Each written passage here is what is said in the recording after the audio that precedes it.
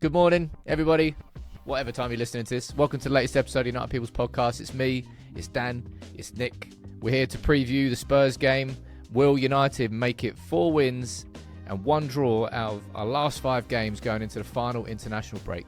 I tell you what, be a pretty good position to be in. We'll run through Jason Wilcox's interview with Man United. We'll speak about Jamie Carragher being a whopper. Evidence number 434. Gary Neville on Benjamin Šeško, also being a whopper.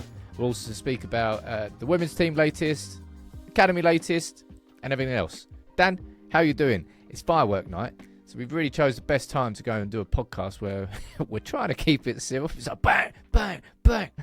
I know it's prime time, isn't it? If anyone hears any barking, trust me, it is my dog downstairs. Just to clarify, I don't know about anyone else if you lot have got dogs or anything like that. You got dogs in your uni halls? No, so I'm back at home now. Oh, back at home. I was going to say, I was like, what? Pets in halls? I didn't have that. How you doing, Nick? Yeah, not too bad, not too bad. I was gonna say before we started, like if I need to mute at any point, let me know. So it's good that you guys have both got the same problem because I've got neighbours not far that are just it's going off. But yeah, otherwise all good. It's a bit weird, isn't it, not having midweek games? Like I feel like it's starting to now hit me very slowly where it feels like it's from one weekend to the other. It feels like a long week. You know how when you have 3 games a week, it's just like typical fucking humans, right? You go, oh, there's so much football. And then as soon as you don't have it, you're like, it's just a bit too long between games. It is a long time, but this is the first time in 10 years, I think, there's been no European football. I know we've had a lot of Europa League in that 10 years, but I think this is the first time in a long time. I'm guessing we're going to get that Saudi midweek trip at some point. Something to look forward to. Said nobody ever. The first thing I want to speak about in the pod this week, I think it's quite an interesting one. So United have launched a new podcast. Must be looking at United people's going, we should start more podcasts, lads. It's a great idea. Anyway, I reckon they were doing this the whole time, of course. But it's called Inside Carrington. So once a week, there was Jason Wilcox to start with. I imagine you might get Sam Erith, who's the head of performance, I think performance director. You might get, I don't know, Kitman, sod knows. But actually giving you a little bit of a look behind the scenes at Carrington, and Wilcox was first up. Like, Dan, what did you sort of make? Are there any sort of key points you'd like to take out of that interview with Wilcox you think the listeners would like? Well, it's worthy of them listening to, really. I think just the way he comes across, he's very down to earth, very grounded, and you can tell that he used to be sort of an ex-footballer who's made his way up. And then I think he ended up playing for Leeds in the 90s. You can tell how much he's done in his career and why he's got to this point of being a director of football at the moment. There was some points, and I know you guys spoke about, just before we came on the pod, about possibly glazing a little bit too much. And I suppose when you get that with in-house channel media, you're always going to get that. But he did make some interesting points, I thought. And one of them was about players turning up early to training. So players were meant to be in at 9:45, say, for instance, but they'd be turning up at 8:30. So for me, it's just the little tweaks and the little changes that all add up into one big thing. I don't know if any of you guys, Sam, for instance, feel the same. Do you know how bad our football clubs become? I agree with you, by the way, that you're pointing this out as a good thing. But the fact that we've got to point this out as a good thing is such a bad thing. Oh, well done, lads. You turned up early for what? You turned up on time? Oh, congrats, man. Like, what a professional. These are the things that you should expect of Manchester United players, but Nick, over the years, these are the things that, well, you've grown not to expect. Yeah, I mean, if you want to talk about the culture at Man United, the problems that we've had with the culture at the club, we could be here all day talking about specific players and specific scenarios that have happened that have kind of shown that. But yeah, I thought and you said it right at the top there, it almost sounds like glazing it. And I see what you mean, but it is because we haven't heard from any members of the board for so long. I mean, do you remember that one Richard Arnold sit down at the pub with the sneaky camera angle from below? That's Mate, the level. That's where we've been. That was like Crime Watch. That was Crime Watch, man. Exactly that. So no, it is good to. And like Dan said, he is a proper football person. I mean, funny enough, I just looked at his Wikipedia before we went on as well. I kind of forgot that he was a part of that, or maybe never even knew that he was a part of that Blackburn Rovers Premier League winning side. He was on the left with Chris Sutton and Alan Shearer up top. So, he's got a little bit of Premier League pedigree in that sense. So, but in general, every time you hear him talk, every time you hear Ruben Amorim talk, it now feels like this is board that is sort of never too high, never too low. As fans, we're quite fickle. We get heated and we get emotional. It feels like they're making level-headed decisions, and most importantly, footballing decisions. It's night and day from what we've had with Ed Woodward and Richard Arnold. So he doesn't sound like a banker when he talks. That's very important. Yeah. Or a wanker, neither of the two things. But I think if I was going to say one thing out of that, you've mentioned it there, but it's the fact that he repeated that he wants to stay level-headed. And if you work at Carrington, you'll see a very different, it's kind of not what you expect. Behind the scenes, they are far more balanced. The highs aren't too high, the lows aren't too low, and to avoid that pendulum swing, which you just can't help as a United fan. I do consider myself quite a level-headed fan, but if I was to go back and watch my match reactions, I'd be far from level-headed. Like, I would have lost my shit when we beat City in the FA Cup final, and then when we got humiliated by Liverpool, it'd be like, it's like getting shame walked in Game of Thrones, just butt naked down the street. It's the height of emotions. It's what the kind of match reactions are. Whether it proves to be right or wrong, we still don't know. But at the very least, behind the scenes, the club seems connected. Whether you agree that that's the right connections, they seem connected in this vision, in Ruben Amorim, in the transfer window we just had. He was saying about they have like weekly meetings. Christian Orozco, who's a 17-year-old lad that we've signed from, I can't remember where, Colombian team. He's playing with the under-17s this week in the under-17s World Cup.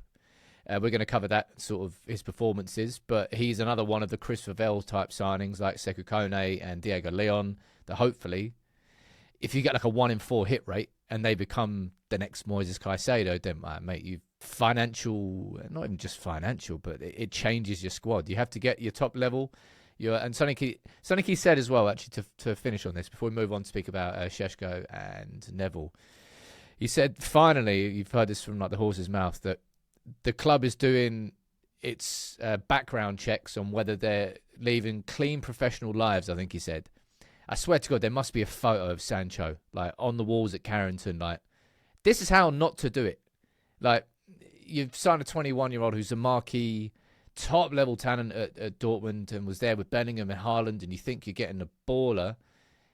In reality, he's just a bit of a dick. And, like, off the pitch, he was anything but professional. And it really wouldn't have... Like, when I went back and did all my research, I did it after the fact, but I'm not the bloody club. I suppose I could have done more research into it myself. But you found out about him refusing to go on a pre-season training when he got left out, and that was at City. And then all the times he had to get handheld at Dortmund. These mistakes hopefully won't be made again. And yeah, I quite like the interview, but I would understand if there's a lot of United fans that aren't too receptive to stuff like that just yet. But hopefully we just get more and more of it, and it becomes almost like part of the fan culture now that United fans actually can start to understand more what's going on at our club. I think that's a good thing. Yeah, the one thing I would say in terms of, so like you just said, sort of, it's a sort of time will tell situation, right? But the one tangible thing that I think has been an immediate improvement is the recruitment, in terms of the money we're spending, where we're spending it, the profile, the age profile of players we're bringing in. There's sell-on value there. There's space for them to grow. So many times we sign players where Casemiro, right? Perfect example. Anthony, another one. We've stopped those. That's the one immediate thing that I can point to straight away. With Wilcox, with Barada, it's improved almost immediately. And I think last summer was good. This summer just gone was even better for me. And that's what he sort of said about the players who are coming in, like you mentioned briefly there, Sam, about you have to be a team player, and we're not signing people from the Harlem Globetrotters or trying to put them together, that type of scenario. And I feel like that links into everything, obviously, we've said, but even so more the time. Woodward. That's the thing. Do you reckon he was taking shots at them a little bit? Was it a couple of digs? Mate, could you imagine how badly Wilcox would beat Woodward up? Like, he'd demolish him in a fight, wouldn't he? He would. Well, we're going to move on to the Spurs preview quite shortly, but I want to have a quick couple of minutes to speak about two things that happened this week. One, Jamie Carragher going in on Ruben Amorim's system, coming out of the woodwork again, and then I want to speak about Gary Neville on Benjamin Šeško. But if you missed it, Jamie Carragher on Monday Night Football, Liverpool won a game, so Carragher came out of the woodwork. Despite, mate, he's such a kid. He's such a little. Everyone's got that friend, haven't they? Like, just gives it. As soon as you start, can't take it. I'm going, man. I'm leaving. But anyway, comes out and he weirdly, Johnny Evans is on Monday Night Football. I don't really know, like, considering he's employed by the club. I think he's the first United player who's played under Ruben Amorim to be interviewed in that sort of fashion, and he works for the club. And Jamie Carragher was trying to get him to call out Amorim's system, and he was like, "Oh, why is he doing this? Or why is he doing that?" Oh, well, he's doing that to give the goalkeeper more space. And like he was trying to make Johnny nibble on it, but he wouldn't. And I think Dan Amorim's spoken about this a few times. And I'm kind of getting bored of the conversation now. I'm not sure if you guys are as fans, like the week in, week out system convos. But as soon as we drop points, it's now talking about the system again. We weren't really speaking about it for the last 3 weeks when we won 3 games in a row. Do you think Amorim's got some truth to what he's saying? Yeah, I think so, because, I mean, like you say, how many times have we come on this podcast and someone's had something to say, whether that was The Athletic, whether that was Gary Neville, whether that was Cara most recently.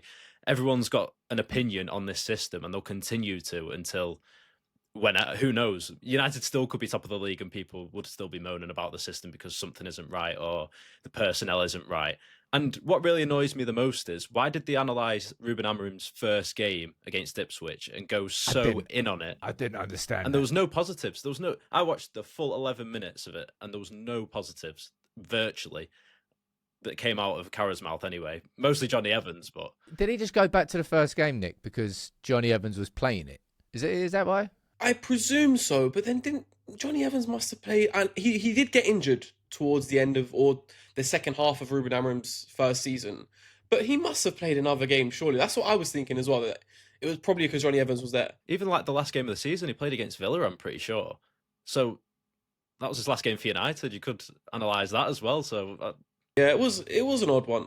I thought, so I think most of it I wouldn't really take too much notice of. So he spoke about the wing backs.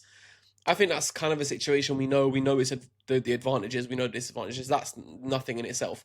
Centre back stepping up, again, we know what that is. We know they're going to have to get better at that, and they're going to have to sniff out danger and know moments to step up. That's fine.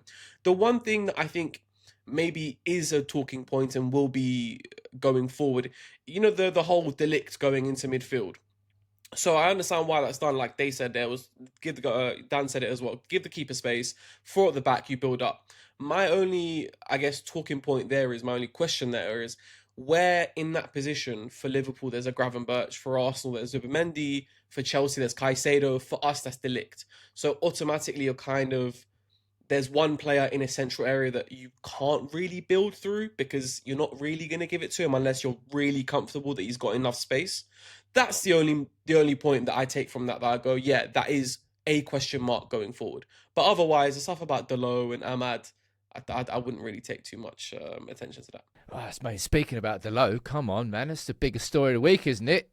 Oh, Delo and Amorim, they're related. They're 19th century. Great. Who fucking finds this shit? I remember reading it on Reddit. I was like, I was going to cover it in the live show. I thought, that's so far out there. It might be true, but I'll leave it. Samuel Luckhurst comes out, obviously, today. And he's like, bombshell, breaking news. United sources have confirmed that Amorim and Delo are related. So apparently they're great grandsons of some sort of 19th century circus performer called, I don't know, something Carlos Delo with 2 L's. Sod knows. But anyway, that's why Amorim's playing him every week. They're related. Just going back to what Carragher said, and he spoke about the back 3, and it seems like he just hates talking about a back 3, or he just doesn't like the fact of it. He played in a back 3 under Gerard Houllier and Sven-Göran Eriksson at times. So why does he have such beef against this system? And when he goes and talks about how it's not the United way, well, I'm pretty sure the Liverpool way was 4-4-2 or 4-3-3 back in the 70s and 80s. And then they had that transitional period. But he won't want to speak about that, will he? He'll want to speak about Klopp and what happened before. I don't get it. You mentioned like the United way there. Like, we could do a whole pod on this, but I honestly believe, like, the United way, put it in inverted commas, it's got fuck all to do with the formation. It really does. Like, I honestly think if I was to try and like put it down, what I think the United way is, it's in the first 15 minutes of a game, just like trying to stamp on the opponent's neck and scoring a goal so early that you scare the crap out of the opponent and you force them on the back foot. And any plans they had coming into the game, they're out the window. and then you just play however you play. You play down the wings. You want to play a back three. Sod knows. But that first 15 minutes for me, regardless of a formation, and you talk about for like United 4-4-2 classic Fergie. You want to go to the thing I loved the most was 4-3-3 when we played Ronaldo and Tevez in 2006 to 2009. I don't think United's identity is linked to a formation.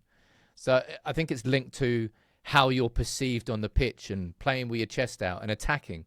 And for me, the first 15 minutes. It's a bit random, that, Nick, but that's kind of what I think about this United philosophy and the United way. Yeah, I agree. That I kind of think of it like that in three ways. So the first thing is like attack first. Think about scoring before you defend the lead. Obviously, context and circumstances, even against Barca, we kind of sat back a little bit, etc. But attack first. Use your wings, use your attacking wingers, give them space to go 1v1, etc. And have a maverick or two in there. And in this team right now, we're quite direct at times. We've got Mbomo Ahmad on the right, for example. We've got a Maverick and Cunha. That's, for me anyway, like you said there, it's not about the formation. It's about how you approach the game. And I still see that within this Man United team. And importantly, I think Ruben Amorim knows that. He would never come here and try completely switch how we do things. Jason Wilcox wouldn't allow it to happen. Omar Barada wouldn't allow it to happen. At least I hope. So, yeah, that for me isn't not the Man United way. It's not a talking point with Ruben Amorim for me. I honestly think we could do a whole separate pod on it. Like, I can't really, if I can't really be bothered to speak about Gary Neville talking down on current United players, I'm just getting a bit like, love him, man. Like, Hall of Famer, rightly right back. Like, people underappreciate how incredible he was. Oh, he's in a great team. No, Gary Neville was a ridiculously reliable right back, a bit like Dennis Irwin was at left back. However, I can separate Gary Neville, the player, from, I think, two versions of Gary Neville as a pundit. When he started in punditry, he just came out, and Jamie Carragher had just come in. There were two obvious, one Scouser, one Manc, and you knew they had their loyalties, but it made the punditry more interesting because it had that little bit. It's like why the CBS show is so successful with Omri, Micah Richards, and Carragher, because they've got different personalities. They bounce off each other. It's interesting. But Gary Neville's like squeezed the United out of him to the point where he now criticises, and I don't know whether he managed to do it on purpose, Dan, but what did he say? He was like, Šeško looks really awkward. He's been way under par compared to Cunha and Mbumo. He cost 80 million. You need more. He didn't cost 80 million. I don't know whether he was talking about dollars or not. But it's just a bit like the sort of stuff that Gary says a lot of the time, I would expect Jamie Carragher to say, rather than hearing it from Gary. And I think that's the thing that disappoints me, Dan.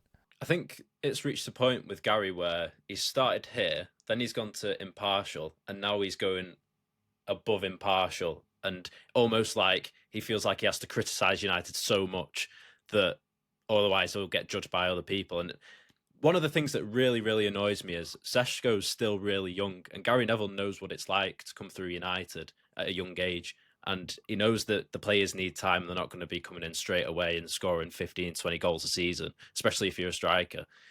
So that bit of time, which I'm sure himself and ex-United legends have said in the past, have spoken about how these young players do need time. Well, give them the time. He's only started, seven games, I think, have appeared in 7 games. So, give him the time. Don't expect him to hit the ground running straight away. So that really annoys me. And I don't know when punditry started to change into this over-emotional side, because it seemed like, from what I've watched in the past, it was very diplomatic and everyone sort of knew how to behave and analyse the game without being too emotional. Well, it's social media. It's clips is what is now known. Like Ruben Amorim said it. He goes, if you're not saying really strong thing, I don't want to watch you. I don't want to listen to you, because punditry has become a form of entertainment. And because of what I do, I know full well that it's something that I've always been frustrated with. The loudest and the, not just the clickbait, but just the loudest and the most extreme. That's what works on the internet. The two extremes of opinions. You can't really be nuanced. You can't be in the middle and have a balanced view.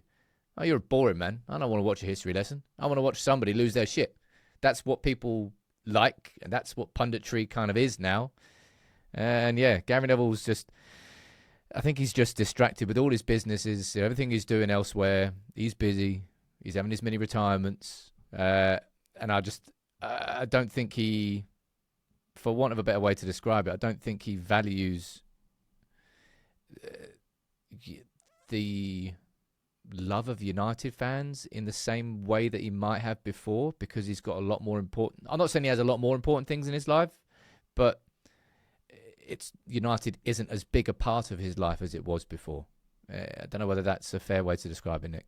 Yeah, but possibly, but that could definitely be it. But for me, it's also like Paul Scholes is kind of the same. Roy Keane kind of feels the same. Like we get a lot of criticism from them. They don't feel like fans of Man United. The only one who I would say at times does is Rio Ferdinand. You get that a little bit from him, where you get those clips of him at home screaming, etc. He feels a little bit more like a fan while still being neutral where he has to be.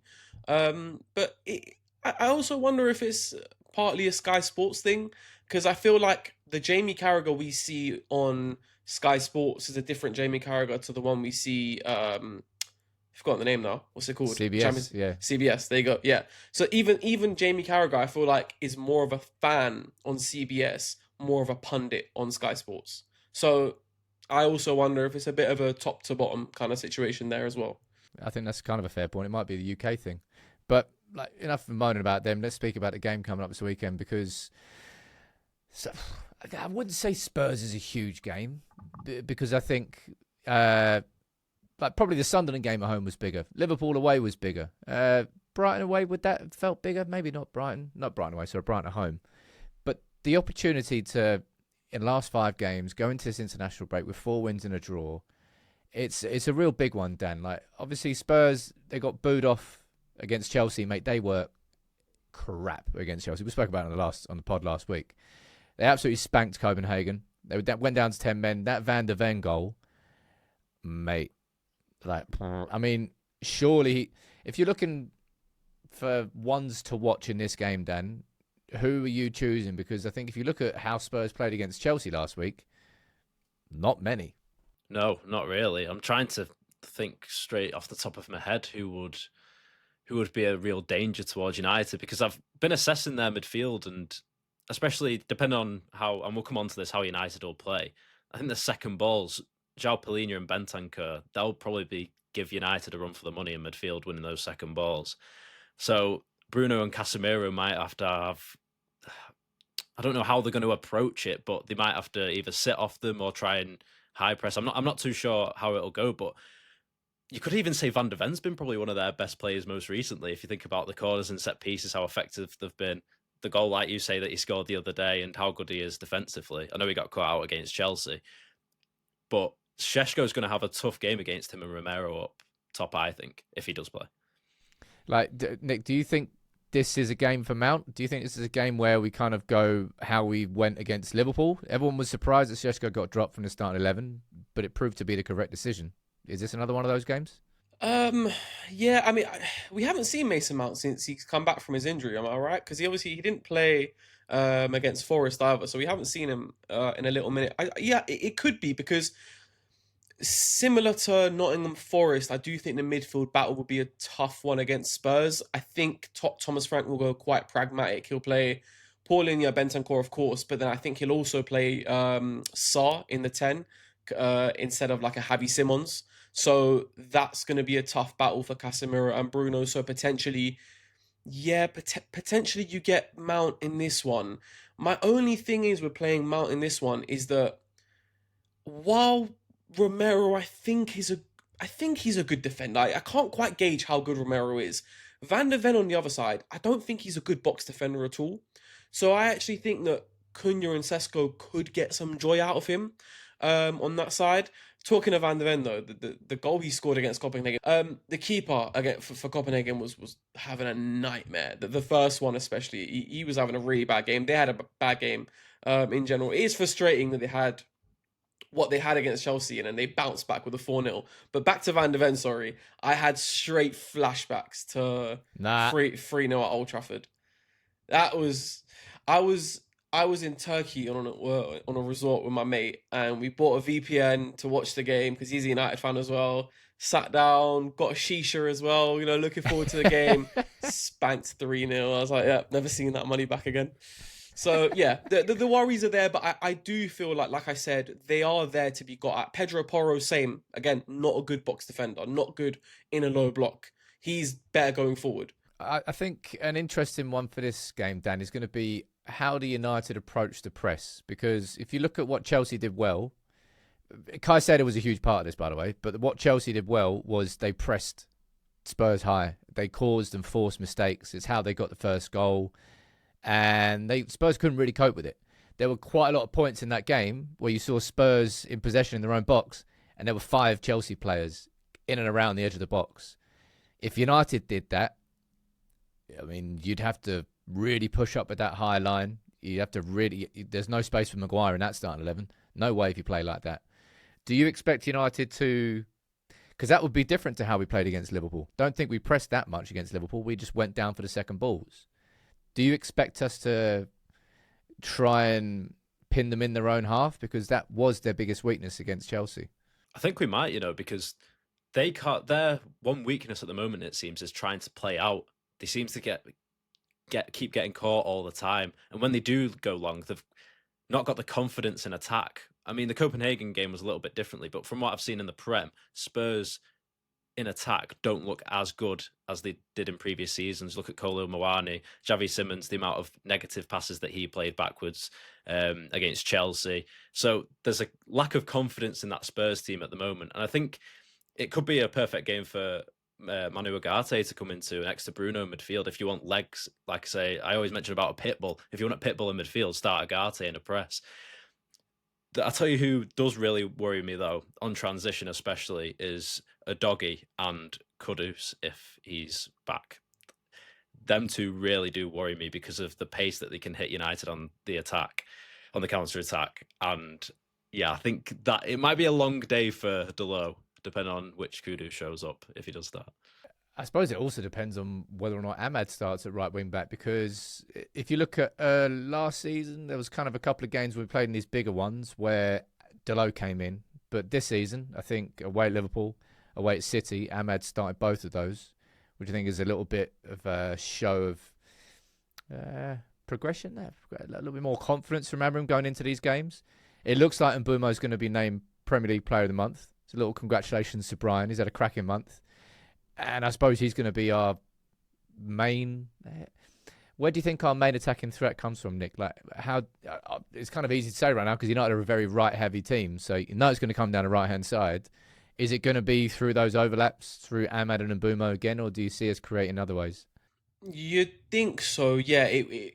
That's like you say, we're very right-sided. Ahmad and Mbeumo are two of our best sort of dribblers. They combine really well, so you'd expect it to come from there. The frustrating thing is that Tottenham, Udogie is their better defender compared to a Pedro Porro. So this is a game where actually, if you were left-sided, you might feel a little bit more confident because Pedro Porro is there to be got at. So it could be those two, but also, like I said earlier, I still do think Cunha and Sesko could have a big part to play in this. Bruno, on the other hand, I'm not so sure. I think he's got the potential to be kind of swallowed up by the Paulinho and Bentancur sort of double pivot, because Thomas Frank seems to love the double pivot and hasn't changed away from that since PSG, since Tottenham played PSG. He's always kept that double pivot. So Bruno might find it difficult in this one, but Sesko is the one I'm looking at. If Sesko can just get on Van de Ven and hopefully wait for a little lapse of concentration or a mistake and jump on that, the chance that Sesko took against Forest, when he received it with his left foot, turn and bang, shot straight away. I know that the execution wasn't great, but that general instinct to just first touch and shoot without even thinking about it, that I hope there could be a few moments like that for him in this one, and hopefully it bears fruit for him. Well, coming in, predictions time. Dan, I'm throwing to you first. See, I think I might have been the only one right on score predictions so far since the podcast. Well, no fucking bragging or anything. I don't know if Sam's might have. Yeah, no, I've just got my tally in the corner. I might put another mark up now. I'll go 2-1 United. All right, coming in. Nick, you go. All right. I'm feeling confident. I am feeling confident. I feel like this Tottenham side will be there to got at. I'm gonna go. I don't want to go the same, so I'll go 3-1 United. Ooh, I'm going 1-0 United. That's what I'm going for. Yeah, we bloody do need a clean sheet, but Spurs have been like, if you're going to be critical of Spurs, I think it's quite easy. If you're going to be positive towards them, they're very good at set pieces. I think that's probably going to be where their threat comes from. Saying that, United have scored second most set piece in the league behind Arsenal. The fact that they play Bentancur and Palhinha really limits their ability to centrally progress. It might make them a bit more secure defensively, but that's the reason why Spurs fans are getting a bit pissed off. They've been playing a lot of long balls. I expect De Ligt to be busy in the air. I think you're kind of right there, Nick. I'm not sure about Bruno, simply because it's going to be a bit busy centrally. Does that mean that he's going to switch it a lot more often? He won't be able to play through it. He won't really be able to dribble through it because it's going to be a bit blocked. So it might be centrally a bit plugged. I'm going to go for a 1-0. I'd love it to happen. Would I take a draw? I wouldn't be too upset at a draw, if I'm honest. Like 3 wins and 2 draws, undefeated in 5. I would take that going into the December fixture pile-up. Well, not December, obviously. We got November first, mate. But I want to beat Spurs. Like, they're ready. That stadium is going to be ready to boo them at half time if we just play the first half right. And we've got to take advantage of that, because the amount of times that we've gone into situations, hostile situations that have worked against us, and teams have used that to their advantage. United, use that. Take advantage of the fact that Spurs fans are on the edge. Slow the game down. Mate, just play around the back. Piss them off. Go down. Waste some time.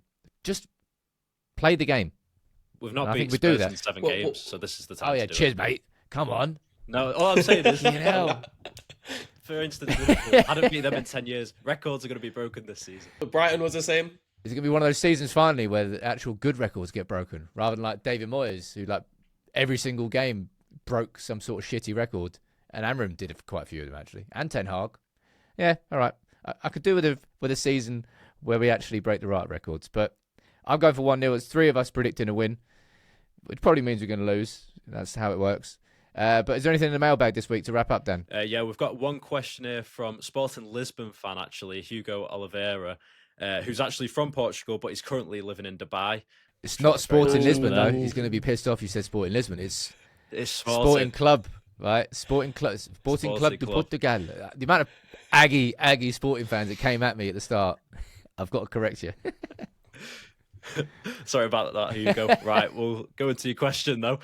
So he's put, I wanted to ask you guys about the January transfer window. What would you rate more of a priority going into January? The midfield talks of bringing in a Baleba, Wharton or Anderson, or other positions like the left back, because United are limited with Delo and Dorgu is quite young, and there's no attacking threat really there, or even a centre back. So if I go to you first, Sam, on this one, what do you think? It's easy, isn't it? Come on, man. Like we need a midfielder. We needed one in the summer. We didn't get one. I don't know whether, like, think about it, right? If you're Forest, you'd be pretty damn stupid to sell Elliot Anderson in January, considering you've got a World Cup coming up. Like, just hold. Like, if I'm Forest, I'm not selling to United. I'm not saying that as to make it like harder, but I just wouldn't unless it was a nuts amount of money, which United won't come in with, I don't think. But it's definitely midfield for me. Yeah, my only thing with the midfield is because we're going for quite an optimistic bunch, like you say, Baleba, Wharton. We're not going to be able to get them in January. So the only thing I don't want us to do is to get a midfielder for the sake of getting a midfielder. I'd rather, if we want to bring in someone proper, I'd rather wait till summer. And importantly, in January, we have to keep Cobby. That's a big one for us. And then left wing back again, it's like, if a market opportunity is there, great. But I don't know if there is one right now. I don't think we've been linked to anyone right now. And I think it was Andy Mitten who said today that we're not actually right now prioritizing left wing back. So I don't think that will be a position that we go for. Well, if anybody wants to fire in questions, you can obviously email us, podcast@UnitedPeoplesTV. Or if it's easier for you, you can just leave a comment on the podcast on Spotify. Maybe in the build-up to the pod each week, we'll do a tweet from the @UnitedPeoplesTV account, and you can reply to that with your questions, just in case there's any other ways that you would like to interact with us. But thank you all for listening. Hopefully we'll be back on, well, it'll be Monday for you, after 3 points, and we can have just a breezy international break, because it'll be lovely. wouldn't it? 4 wins and 1 draw from my last 5 games. After that Brentford game, I would never have seen that coming. So fingers crossed. And fuck Spurs.